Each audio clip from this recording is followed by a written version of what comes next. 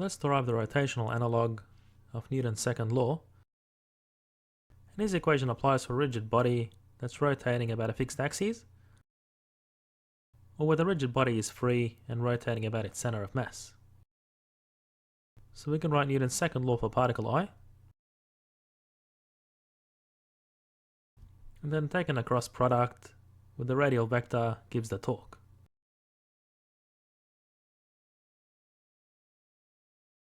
And we can write the acceleration in terms of the angular acceleration.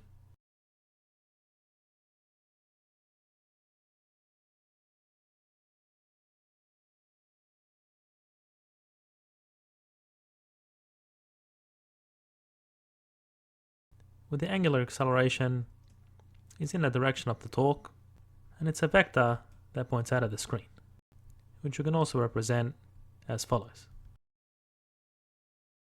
And because the mass is a scalar, we also took it out of the cross product. And I encourage you to evaluate these cross products, and you'll end up with the following vector.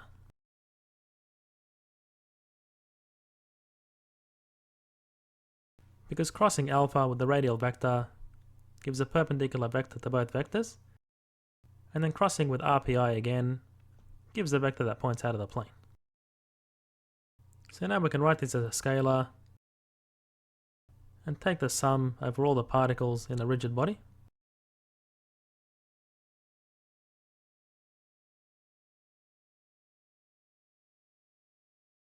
And if you take the limit as n approaches infinity from both sides, you'll end up with the net torque about P is equal to the moment of inertia about P by the angular acceleration. And the angular acceleration is uniform on the entire rigid body. We can draw rigid body diagrams which help us to apply the rotational analogue of Newton's second law by identifying the position of each force on the rigid body. So for this first example on rolling motion, we have the force of weight, the normal force, and the force of static friction where there's no slip. And for this rotating rigid bar, we have an oblique force, so we must have a horizontal and vertical reaction to prevent the bar from translating at the hinge, and we have a force of weight through the center of mass. And for this cable pulley system, where we consider the geometry of the pulley, we can split this up into 3 bodies and then draw the forces acting on each body.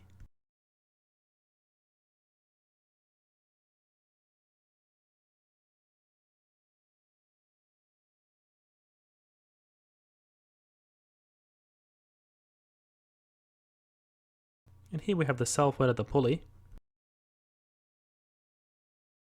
and also a reaction at the hinge to prevent that pulley from translating at the hinge. A bar is restrained at its base and subjected to a force. Write the linear accelerations at points A and C in terms of the following variables. What we do is draw the forces acting on this rigid body, which has a mass m. So there must be reaction forces preventing the bar from translating at the hinge. So if we take a sum of torques about the hinge, only the horizontal component of this force contributes a torque.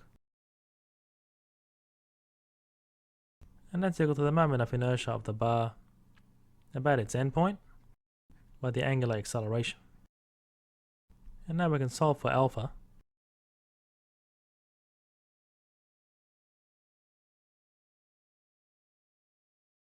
And therefore, to find the linear acceleration at A and C,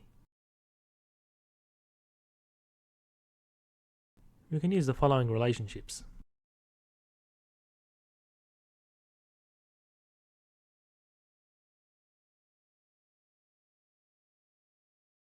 We can apply Newton's second law for translational and rotational motion to a dynamic system that's translating and rotating.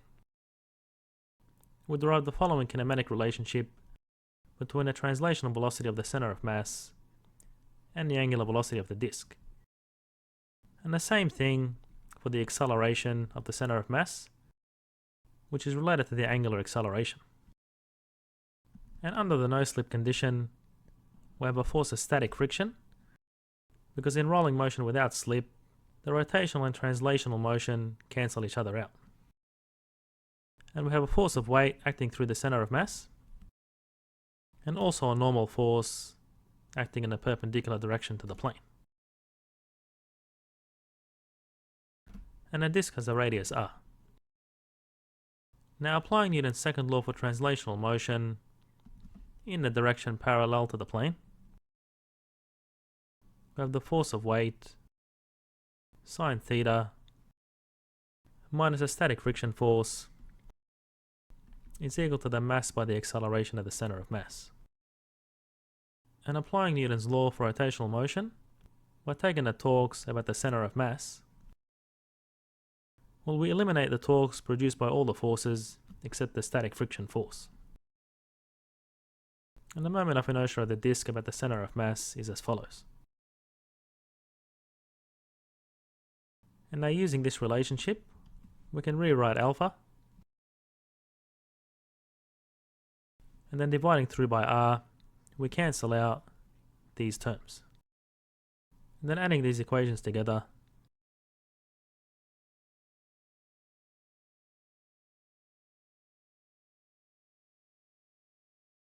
from which we obtain an expression for the acceleration of the center of mass.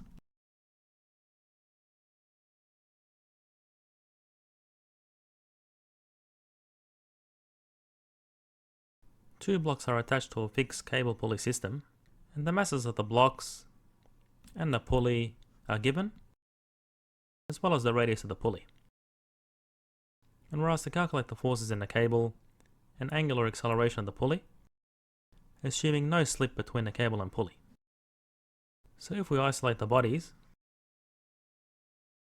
and draw the forces acting on each body, so we have the force of weight on each mass,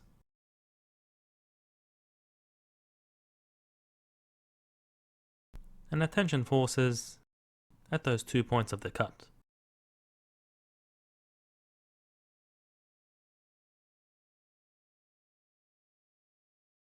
Which are equal and opposite on each body due to Newton's third law. And because the blue block is heavier, we expect the accelerations as follows. Now applying Newton's second law on each block,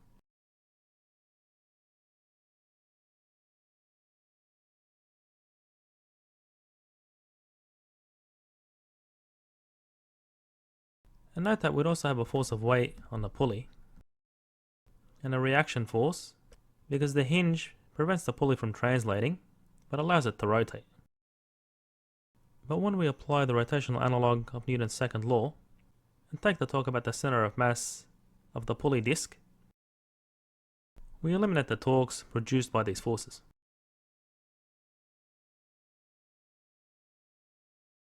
Where the moment of inertia of the pulley disc is as follows. And note that because there's no slip between the cable and pulley, the accelerations at these points on the pulley are the same as the accelerations of the blocks. So therefore we can relate them to the angular accelerations as follows.